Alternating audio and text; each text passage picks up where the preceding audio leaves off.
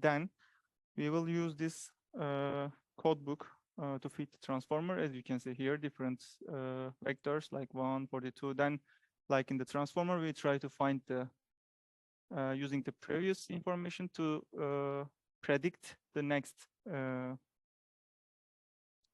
feature vector there, basically. So, and during the training of the GAN model, we encode the image. Then we use this code book to find the closest one by calculating the distance between our CNN features and the code book features that we update with the transformer. And then we obtain the new quantized feature representation that we can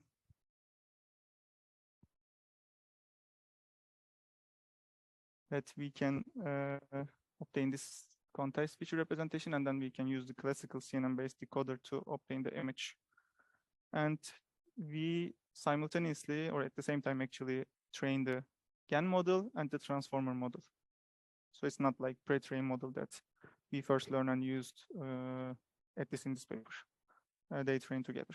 So this is basic idea of VQ-GAN. Actually, it looks quite simple and benefits from two different state-of-art approaches to cover it, but it's very useful to generate the HR images. And of course, there are also other generative models that you can see the papers, especially, for example, the neural radiance field is somehow popular in if you want to represent the pose of the scene, the fundamental tasks, for example, you can get the pictures of this room with different angles and try to generate like 360-degree version of the room, for example, or an arbitrary pose of the same room. It's very useful in this type of synthesizing the scene in a different perspective, for example. And we'll talk about the diffusion models. There are also flow-based generative models, energy-based models, and other models that we cannot cover now.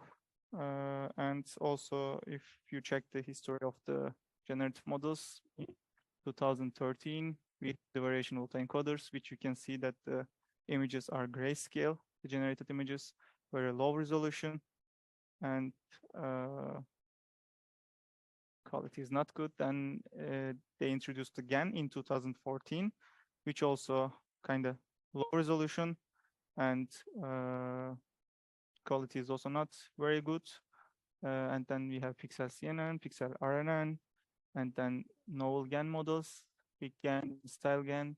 Then we have some popular diffusion models that even beat the state-of-art GAN results on image generation and also conditional image generation, image manipulation, and so on.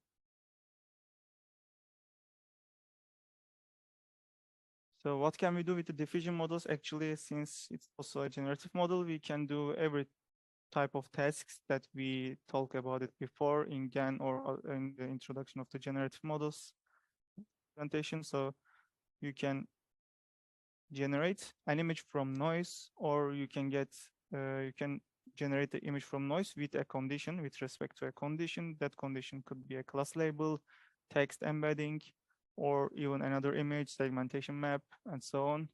Of course, we can also do the image manipulation in painting that fill the area to have the consistent image in the end, if there's any corruption, for example, or if you want to manipulate that part, and so on. So far, actually, GAN was state of art. I mean, the diffusion model is like proposed many years before, actually. But the problem is that the diffusion model could not beat, let's say, GAN in image generation performance. It always has better diversity, but when it comes to quality, GAN always much better than the diffusion models the previous years, especially like 4 or 5 years. But GAN has some problems, as we talked last week. First of all, yes, it's very good at generating high quality images. Details are almost perfect if you have a big model and enough data, of course. But when it comes to diversity, it cannot cover the entire distribution like the hood-based models. So therefore, the diversity is worse than the likelihood-based models in general. And In addition to this, one of the other main problem is that it's difficult to train the GAN. Although there are some tricks proposed, they explored this empirically, but still, of course, all these tricks help us to have relatively stable GAN training compared to like 6 years ago, 8 years ago, or if you compare it to vanilla GAN, it's much, much better. But still, there are a lot of problems in the GAN training. It can easily collapse, even if you do all the tricks, if you have the enough data, still it can easily collapse.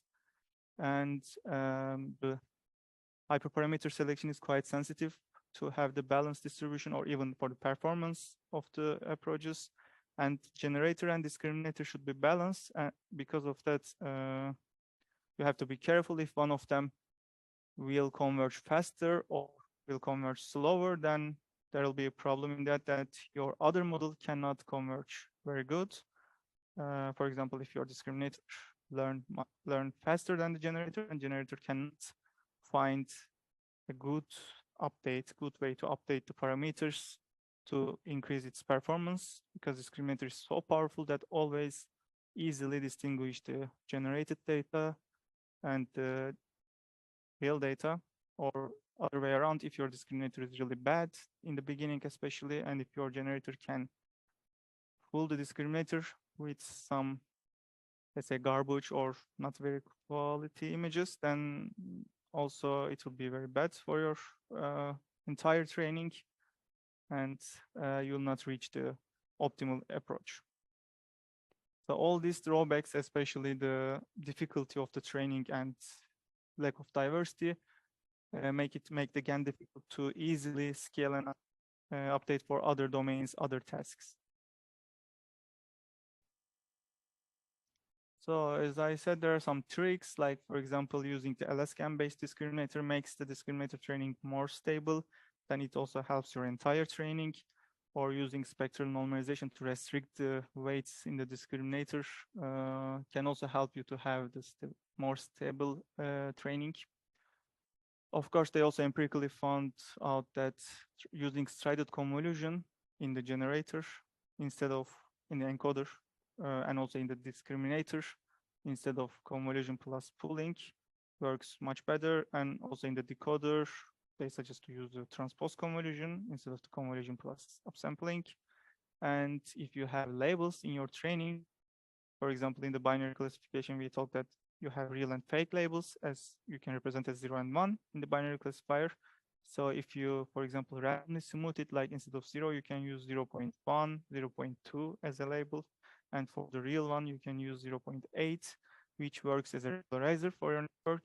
Then it will be useful.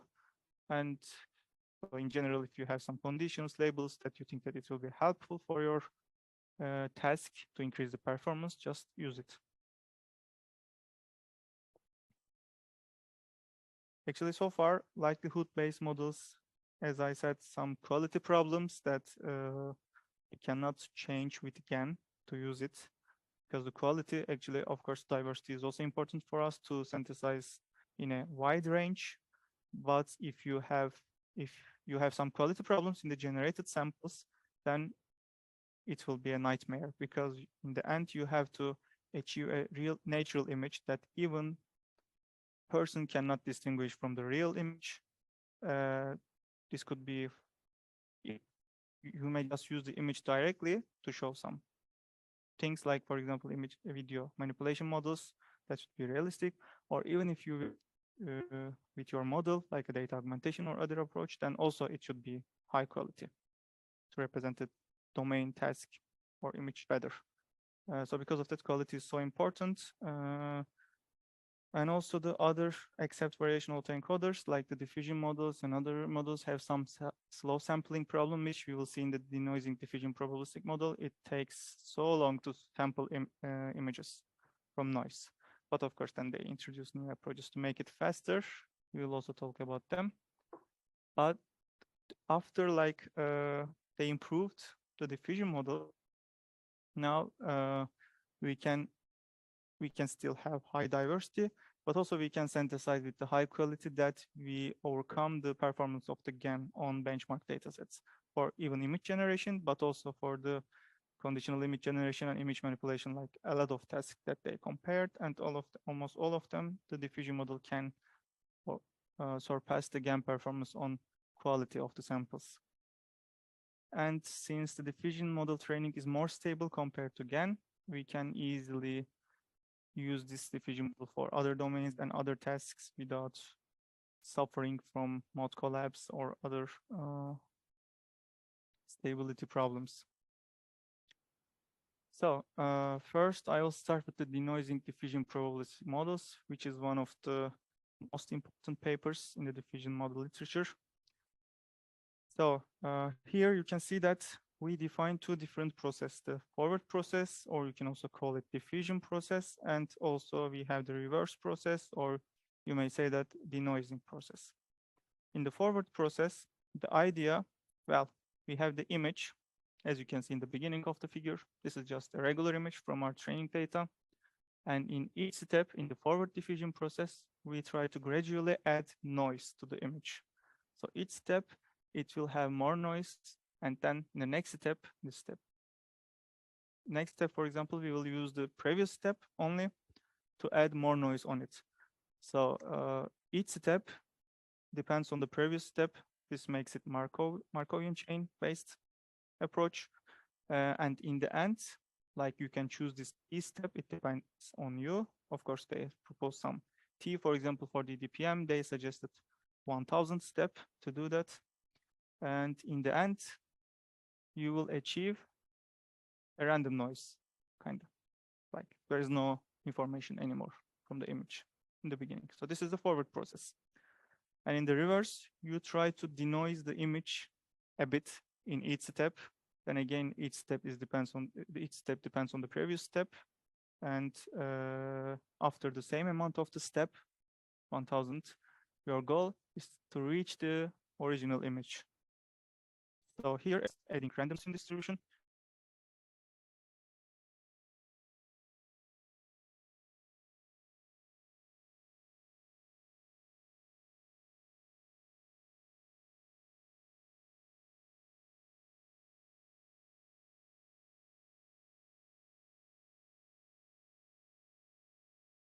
Which we basically the neural network output here.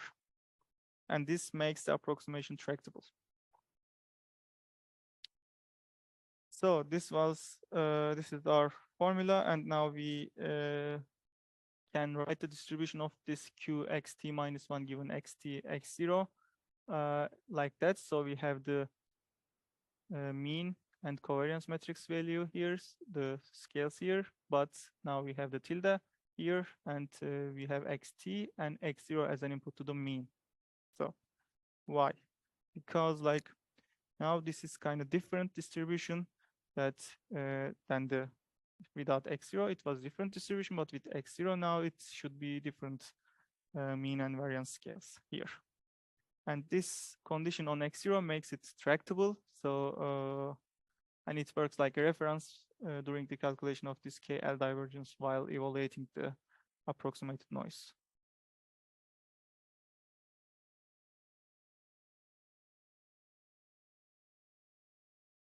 So we know that the xt distribution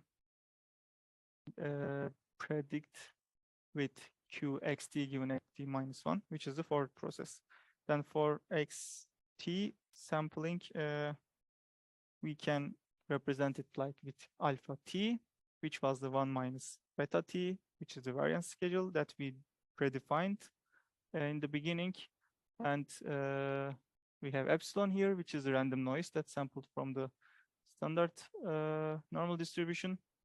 And if we go one step back to xt minus 1, then we will have this distribution, which just we change the t here.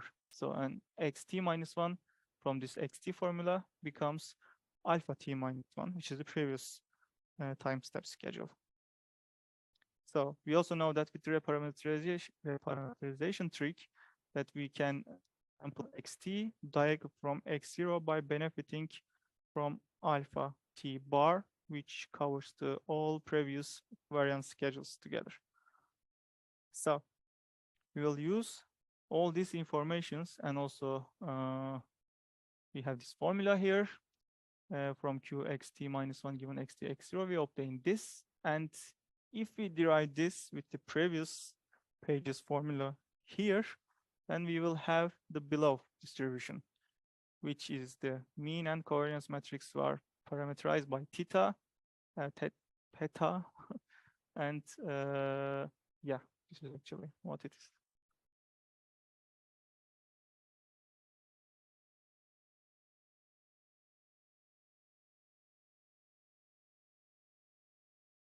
So if we separately write our mean scales and mean scales, it will be like here. So we just x0 and xt in two different definitions. And the beta t tilde represents the accumulated noise scale here with this formula, which is benefiting from the alpha t bar and also beta t directly. Actually, the beta t comes from here. We use this 1 minus alpha t minus 1 bar part here, and 1 minus alpha t means beta t, so we can write it as with beta t instead of the blue rectangle in the first formula.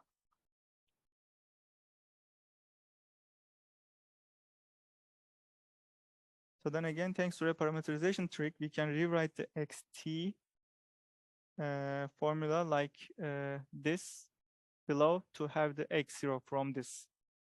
So now we can define that x0 is the xt and the variance schedules, which is alpha t bar. And when we combine this new definition of x0 with the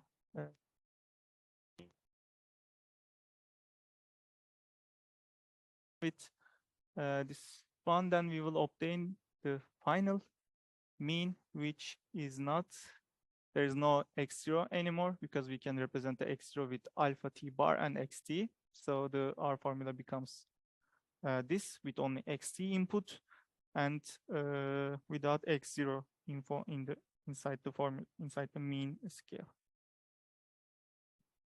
And then of course we try to approximate this, try to predict this with neural networks, so we can reformulate it with theta parameters to predict this theta. Here, epsilon theta represents the noise with theta parameters, parameterized by theta parameter, and our neural network should predict this epsilon theta with respect to time step t and input xt. So when we predict that, we can use the xt, beta t, and alpha t bar to formulate the parameterized mean there. And then they do some derivations there and found out that this is the training objective of the diffusion model. However, like they thought that this first part with beta t square and other parts before the distance part, it's more too complicated and only make it weighted. Like this part works like a weight. It just make the objective weighted. So they thought that what if we simplify this, can we achieve the same performance?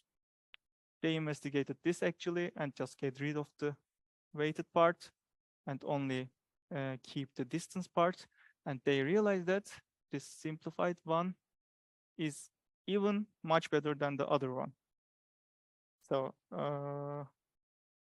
this is the final objective, basically, that you can see that people mention as simple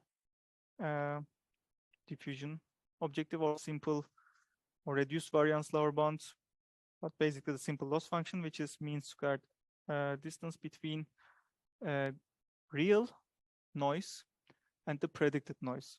So as I said before, we try to predict the noise with the neural network and then apply this noise to make it denoised. So we predict this epsilon theta part by benefiting from the previous beta scales and then compare the distance between the real noise, which we know since we added in the forward process, and then this distance will our objective function or the loss function that we can perform the propagation and train the model, basically. So during the training, they first, they decide the number of t step, and then they sample the epsilon, which is the random noise here from the standard normal distribution. Then they perform the reverse operation, which is, you can see that the gradient of our objective function here with the sampled noise and the predicted noise. And then they repeat this until the model will converge. And when it comes to sampling, we'll use this formula again. So to sample t minus 1 from xt, we will use all these things with the predicted epsilon noise here. So basically, you'll benefit from the neural network output epsilon theta to predict the noise, then obtain the xt minus 1.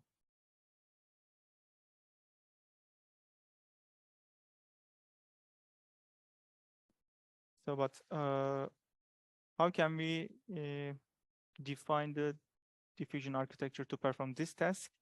Well, in the original paper, they benefit from the UNet-based approach.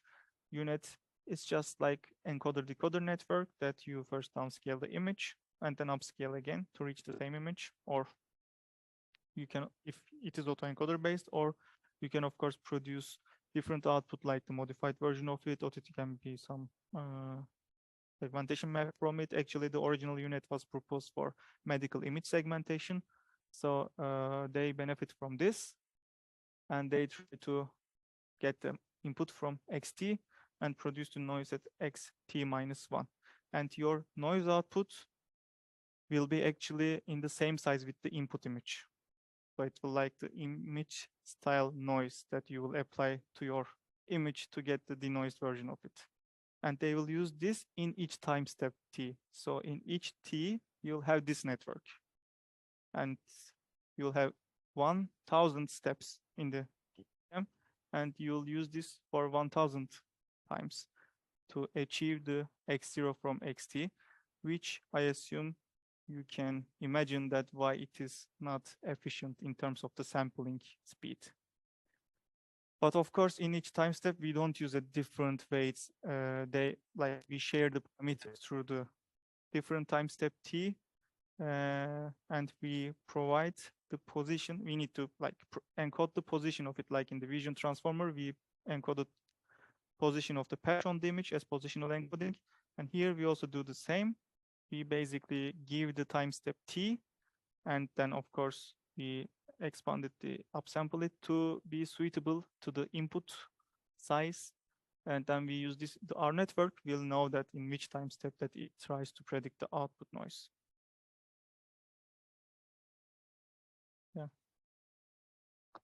And this is some generated images from the DDPM paper. Well, the generated image quality, as I remember from the paper, they surpassed the GAN performance, I think, or even if they didn't pass, in the next paper, which is diffusion model beats GAN on image synthesis, they achieved in many different tasks, achieved the state-of-art results on many different tasks by benefiting from the denoising diffusion probabilistic model. As I said, this proposed simplified loss function here is like the most common things that people train their models. Of course, there are, like in the GAN or in the other literature, there are many different papers that they propose new sampling methods or updated sampling methods to make it efficient and so on, because like the up sampling things is quite a big problem in DDPM. We'll now talk about it. First, we will talk about something else. Okay. After DDPM, the different authors, I think, they published a new paper as improved DDPM. So they found some problems, not problems, but they think that if they change some details, they will achieve the better performance. So that's the idea of the paper, and they do some analysis and they suggest some improved techniques for DDPM. First of all, the main thing that they focus on is the variance schedule, because in the DDPM, they choose a linear scheduling technique, and define the lower bound and the upper bound to assign a beta value for each time step t. But they think that maybe this will be not useful to have the better performance. So they thought that maybe we can learn this beta values, or at least we can choose different scheduling methods to define the linear schedule. So first they do some analysis and they realize that after the diffusion step increases, like not the total step, but the current time step when you goes to capital T, then they realize that the difference between the upper bound and lower bound, basically the left side of the graph describes the ratio between upper bound and the lower bound. So when you go close to capital T, then it becomes like it's obvious that the difference between upper and lower bound becomes so smaller. So because of these things, they say that it is understandable why they decide to use like predefined variance schedules in their approach. However, in another graph, it shows diffusion step and loss. We can see that the graph, like it results indicate that the first few steps in the diffusion steps, like let's say we have 4,000 steps here, and like first 100 steps or maybe 200 steps contribute to the variational lower bound more. In the beginning of the graph, it immediately decreases in the first a few hundred steps, then starts to slow down for a long time, like 2,000 steps. The amount of reducing is almost less than the first 100th step. So because of that, they think that the learning covariance matrix, instead of predefining it, may more helpful for you, because like in the beginning for they help more. So maybe the scheduling method provide you the not best or most optimal variance schedules in the next time steps. So they decided to learn with the neural network, like they basically predict the V value here with the neural network, which is the parameter between upper and lower bound. So it's like a scalar between 0 and 1, the value between 0 and 1 that you can control the effect of upper bound and lower bound by multiplying it with V and 1 minus V.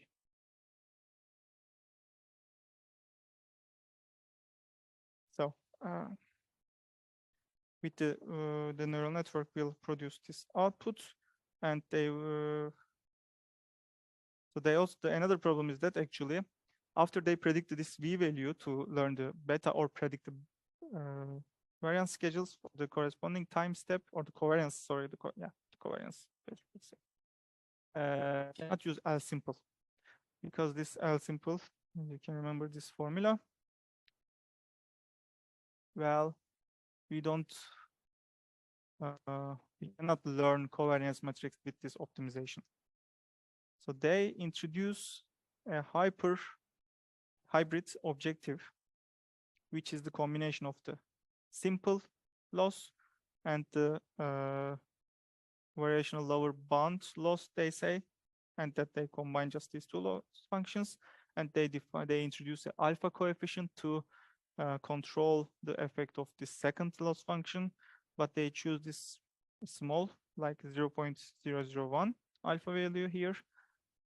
So they do that because they said that this helps to prevent the variational lower bounds from overwhelming simple loss. So simple loss should have like more impact on the final optimization.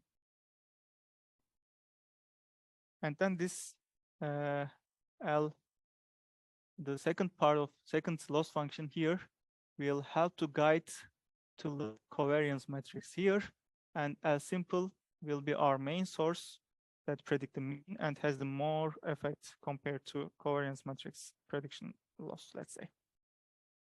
And then they also compare the linear and cosine scaling in the original paper, TDPM, the first line it shows the linear scheduling technique. So we, as you remember, we predefined beta 1 and beta t. Then we linearly schedule those beta values between all time steps. And as you can see, it includes the noise too fast in the beginning of it. But if you see that in the cosine, it is more like uniform, more balanced distribution that you can go small steps. And they show that in this graph, for example, the orange shows the linear scheduling and the blue one shows the cosine schedule technique. Like the scores are FID. So when the FID increases, it means that the performance is decreasing. And the x-axis shows the fraction of reverse diffusion process skip. So they decide to skip some steps to see what will happen on the performance. So as you can see, since in the linear, here in the first row, the model uses the noise too fast. So some steps, especially when you're close to the t, are somehow useless compared to cosine scheduling. So they also found this empirically. If you just skip some steps, for example, in 0.1, the performance even a bit increases because the FID is a bit decreasing here. But then almost till the 0.3, the performance is somehow the same. So this shows that there are a lot of redundant steps in the linear scheduling. But when it comes to cosine, it immediately starts to decrease. Like the FID starts to increase, the performance starts to immediately decrease, even in the just beginning, very close to, like even not 0.1, it starts to be.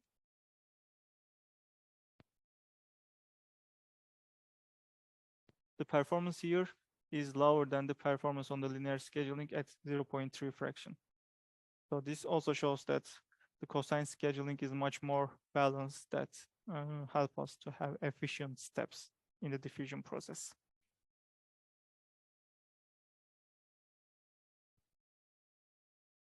So now let's talk about the sampling. They sampled 50K images, that the resolution is 32 by 32. If you sample this with GAN, sampling 50K images takes less than 1 minute, to all of them. But if you sample with the DDPM, it takes 20 hours, even only on the 32 by 32 resolution. Because you have to perform these T steps, which is 1000 in this experiment. You have to repeat that unit architecture 1000 times and then achieve your output. And this is for one image, then you have to repeat this 50K times. Of course, this is completely inefficient. So because of that, in another paper, which is denoising diffusion implicit models, they produce new sampling methods. So in the paper, the idea is to get rid of the Markovian chain and introduce the non-Markovian sampling method to make it faster.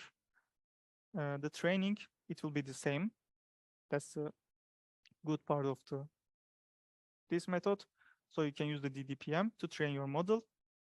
But during the sampling, you will follow the DDIM approach to sample faster.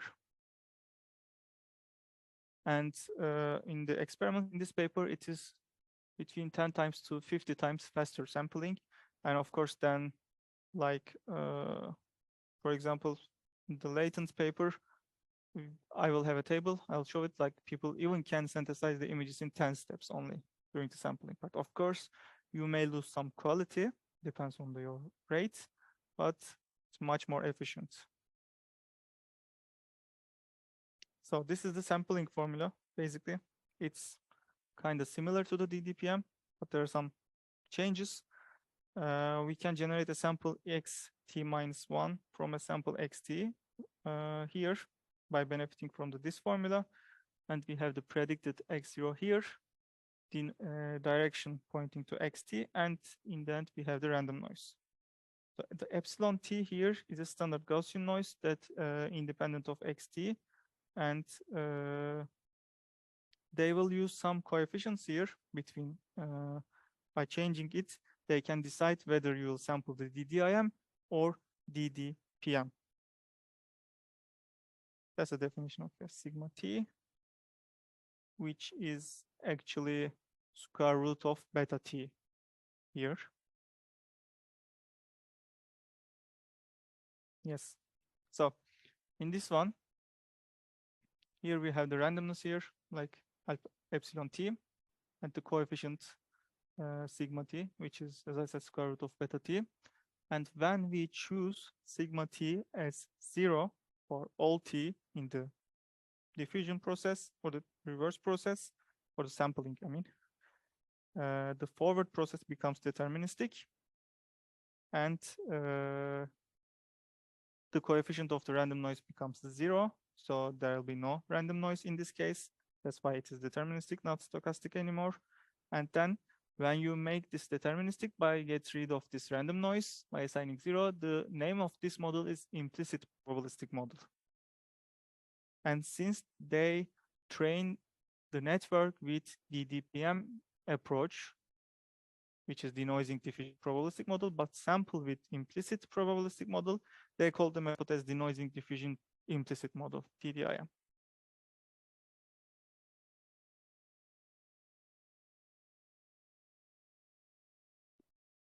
So now we'll show that how we can sampling faster with this approach. Well, now our denoising objective is no longer depends on the specific forward process, and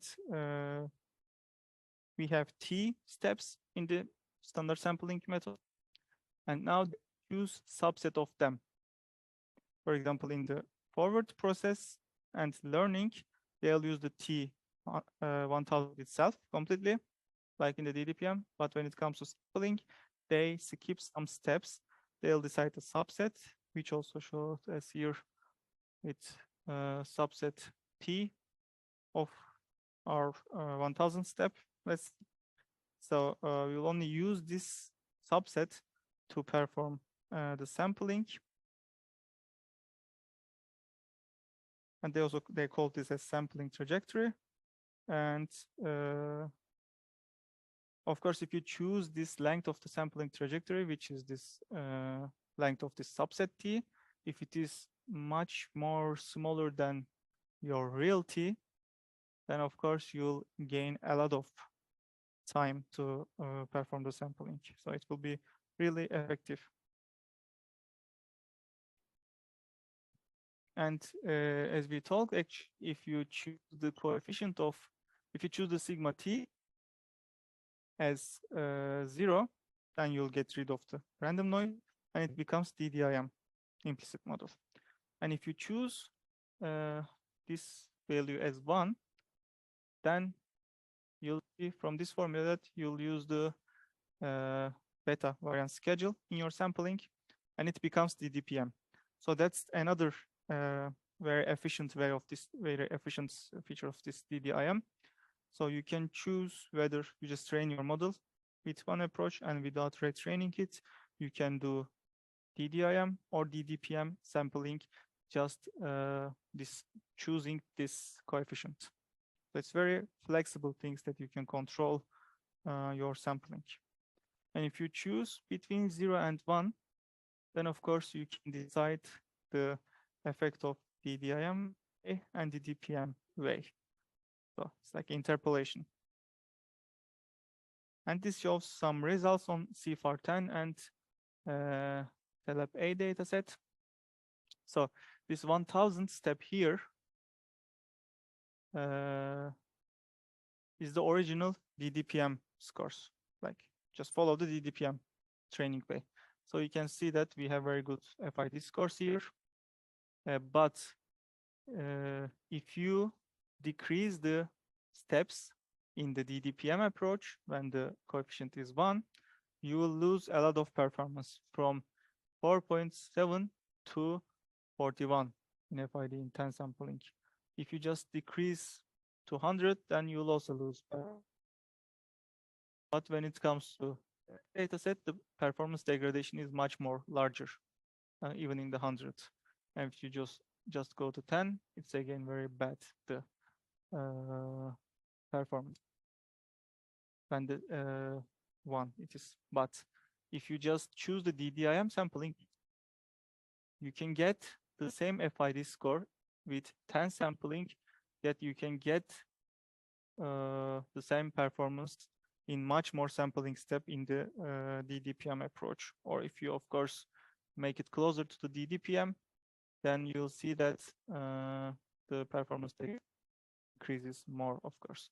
So when you need to use the lower step, then of course, as you can see, this is very efficient. But of course, if you say that you don't want to decrease the performance from 4 to 13 FID, it may be critical for you, which I'm even not sure whether it is easily distinguishable by eyes, but then you can decide this trade-off, use more sampling rates. For example, if you just use 50 sampling step instead of 1000, which is quite good.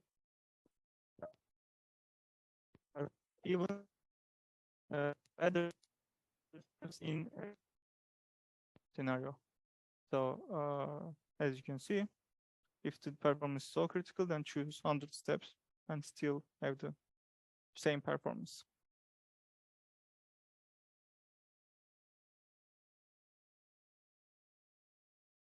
So now, of course, this is for the classical unconditional image generation, but what if we want to generate images based on a condition, which is another important task that GAN has or had state-of-art performance.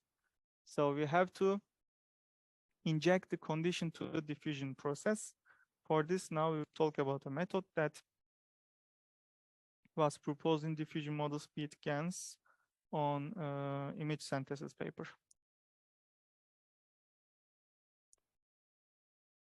So in the first formula, you can see that our classical forward process that we just take,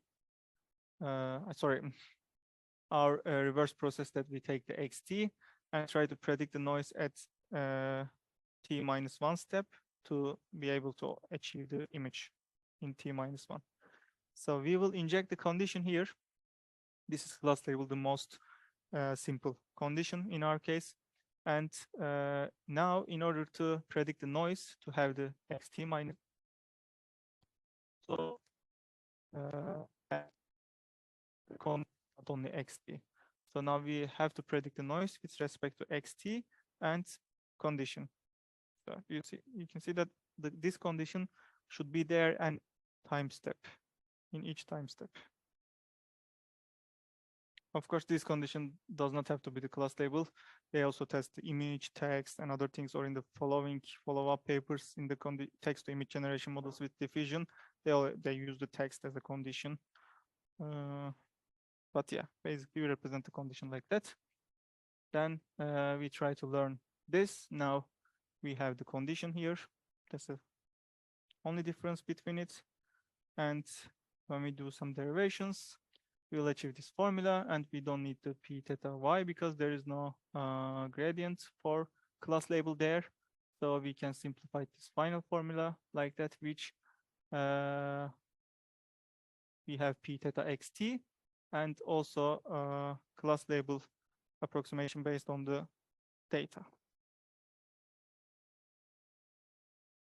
And we here have a scalar value, as you can see, that increase the effect of this. Actually, as you can imagine, this p theta y minus xt means like it can be classifier network, for example, because you want to have the class label from the data.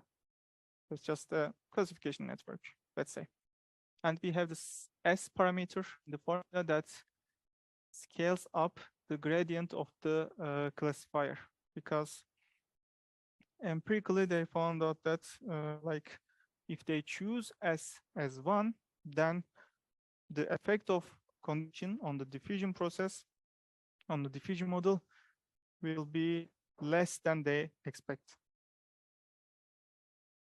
That they use S here, which is bigger than 1, larger than 1, and they will force the network to follow the gradient of the classifier more than it does in the S1 condition.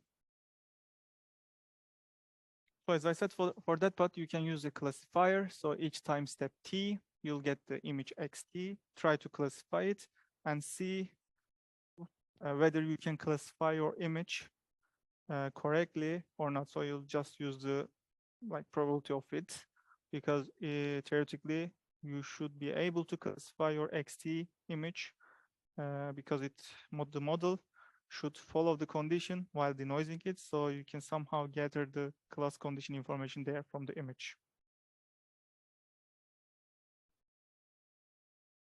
So yes, we talk about this, then we will benefit from the gradient, and yes, we talk about the scale, that you control the effect of it. And this, as you can see, this is from another paper towards photorealistic image generation and editing with text-guided diffusion models from 2021 by OpenAI. They basically introduced the text-to-image manipulation in this paper that, for example, you can just mask an image, then describe the text, then the model will fill that part based on your text input, but also that part should be consistent with the rest of the image. So again, the model will, and they provide here, instead of a class table, because they don't use a class table as a condition, they use a text caption. This is our condition here.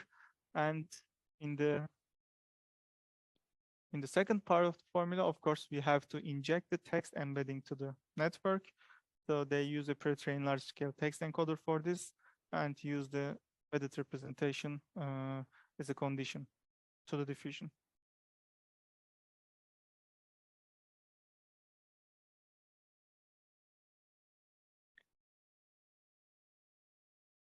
So this is the classifier guidance approach, actually.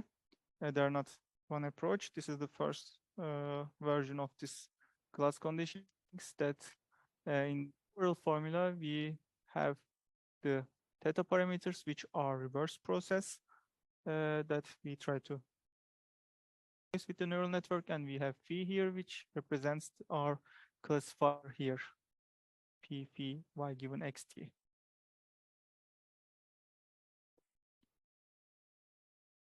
So intuitively, let's quickly show that how it works. For example, we have xt plus 1, which is a noised image in step t plus 1.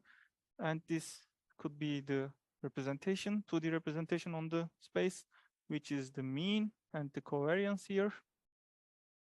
And when we predict the xt from xt plus 1, which is a less noisy version of that image, let's say we move to this direction, the mean and covariance now. So this is less noisy, and we're in the correct thing in the unconditional generation. But since now we have to guide this, maybe it should not be here. Also, it should be another place, for example, to be able to follow the condition. So that classifier part helps to guide the denoising network to predict the correct mean and covariance, which the output image will also address, or will also contain the class information that our classifier is able to classify it. So it just actually the second model just push the shifts the model to be more suitable and to be under the class, under the correct class region, actually, on the space. Just a very fundamental visualization of it. And this is the training algorithm from the paper. Like, as we talked, they use the described function here with the gradient of the classifier with respect to its input to guide the network in the more correct position during the denoising step.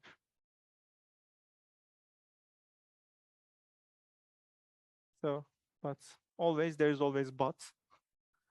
To apply classifier guidance to a large scale generative task is not that much efficient. So they choose, or they introduce a new method than just basic classifier guidance, which is called as classifier free guidance.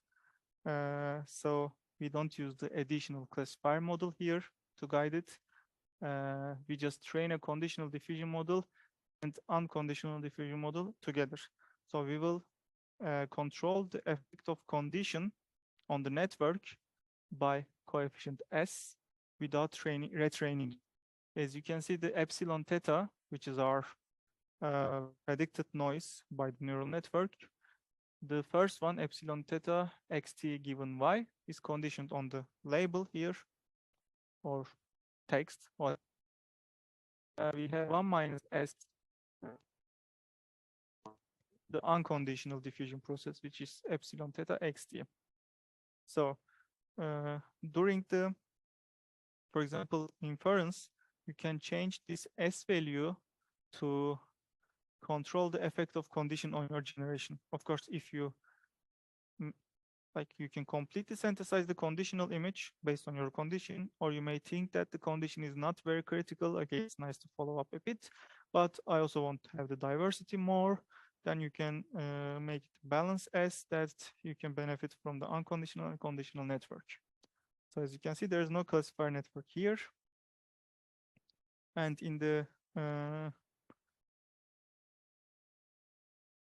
you can see that we have the same s and 1 minus s coefficients in the gradient of this unconditional and conditional diffusion models.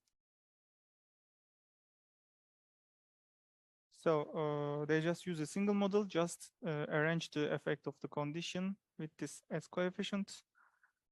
And when you use, especially, they realize that if you don't use the class label, like use the text embedding or other conditions, then it will be much efficient and simple to use this classifier-free guidance, which is more common in the classifier guidance in the literature, especially in the recent papers, because why not?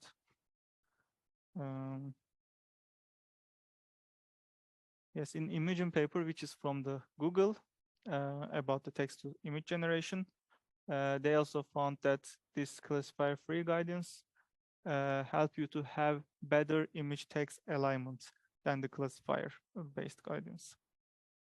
So this is also important when you want to have the text-to-image generation, because you have to cover the semantic information on the text embedding in your final image. So of course, there are a lot of papers, and of course, I cannot mention all of them, but I want to quickly talk about two important contributions, which are cascaded diffusion models and latent diffusion models. In the cascaded diffusion models, basically, they first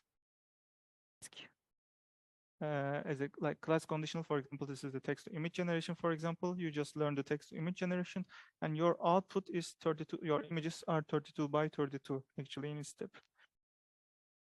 Then they have, for example, here two different super resolution diffusion models that after they learn the task effectively, they increase in the inference time. It works the same way. First, you just synthesize the image with the text condition, then you apply the two different super resolution models to increase the resolution. But of course, in order to preserve the condition, they provide this condition to the super resolution networks as well. Then in the end, we can obtain 256 by 256 image from 32 by 32. So this may be another approach if you just want to learn in the low resolution and then upgrade it as a kind of post-processing. In this paper, the network again has the UNet architecture.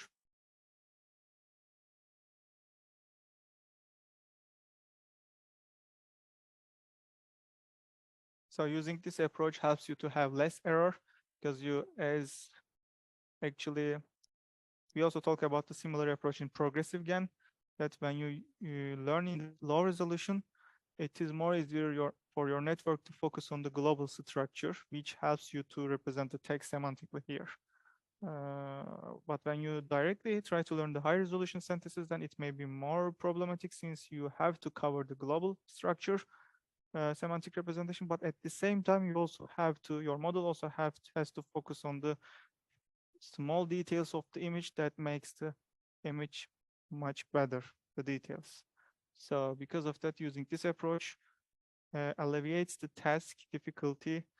It's much easier to represent the task in the 32 by 32 in the global structure. Then after you learn the condition much efficiently, you can still benefit that net and the conditions to upsample it and more focus on the details instead of the global structure.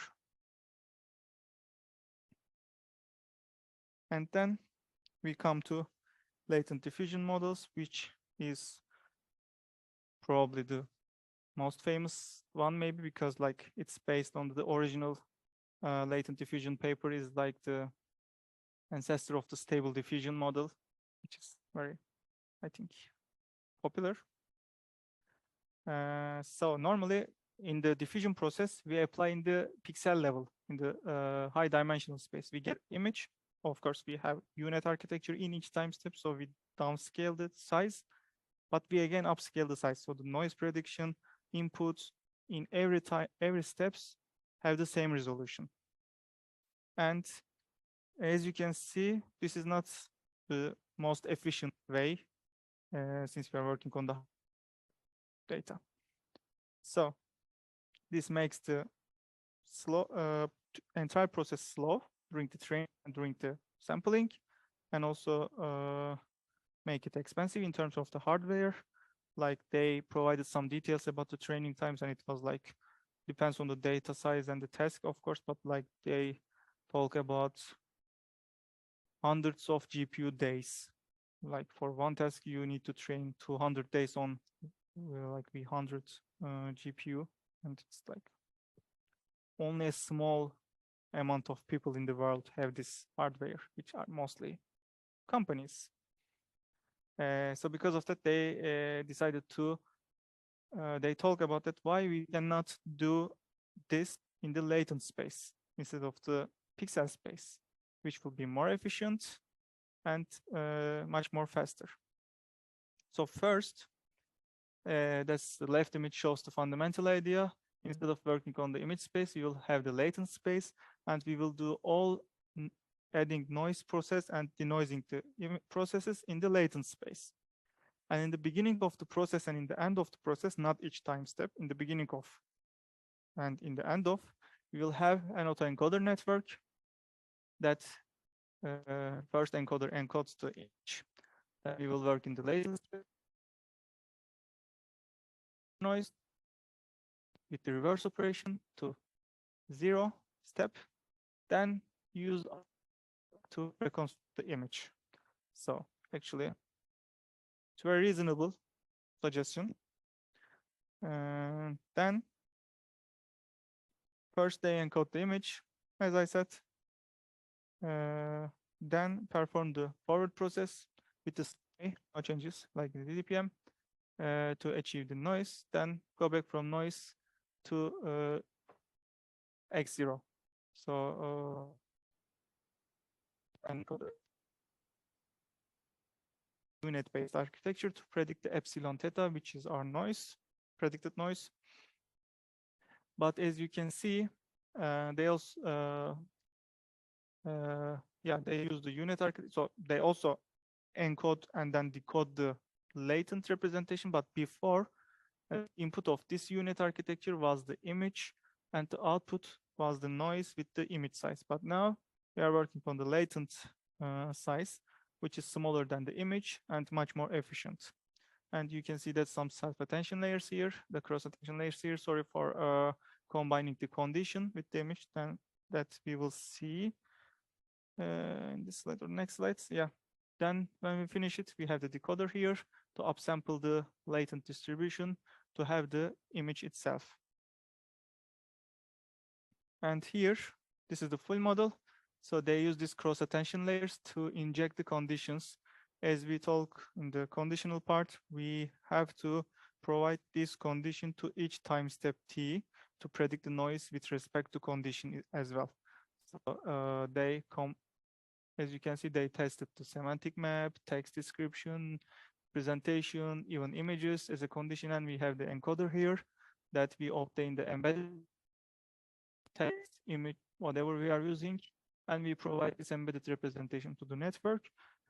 And in order to combine the latent representation of the images and the embedded representation of the condition, we benefit from the cross-attention layer to combine them, which is quite common because it is much more efficient to combine especially two different modalities with the cross-attention layer. So their architecture is like that they provide this condition to each time steps t, but also the each layer of the unit via cross-attention layer.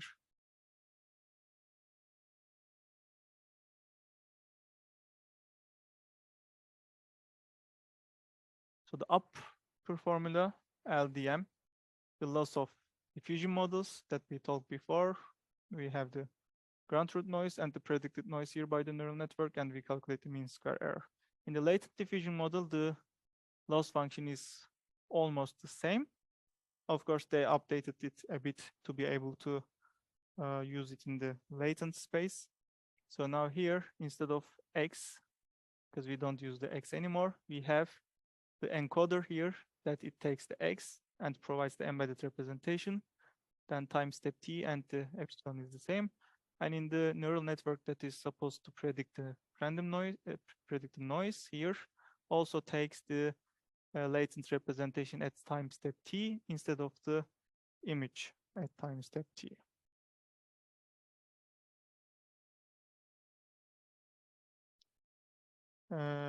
Of course, this formula was the unconditional version of the latent diffusion.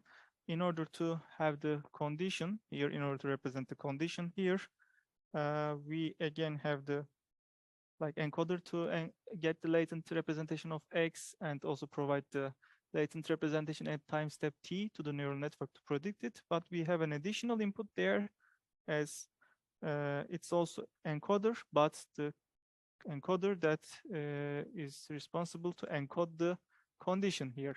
So we provide the condition to that encoder that represents as y, which can be anything.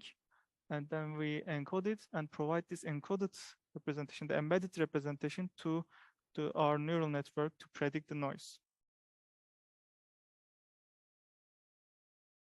And yes, we talk about this, that we use the cross-attention layers to combine the latent representation with the embedded condition.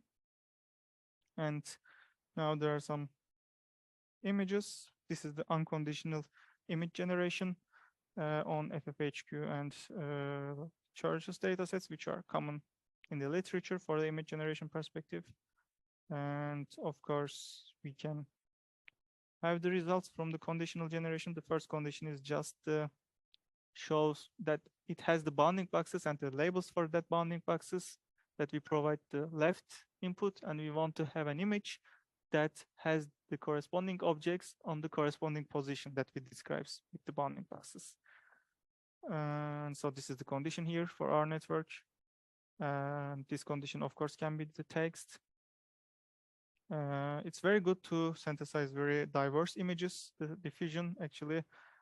Probably you have already seen all the examples from the other text image generation models that they can generate the bears that are working on the moon, about the AI that I showed you before, or it can generate very unnatural but also look realistic images. That shows the power of the diversity of the diffusion models actually.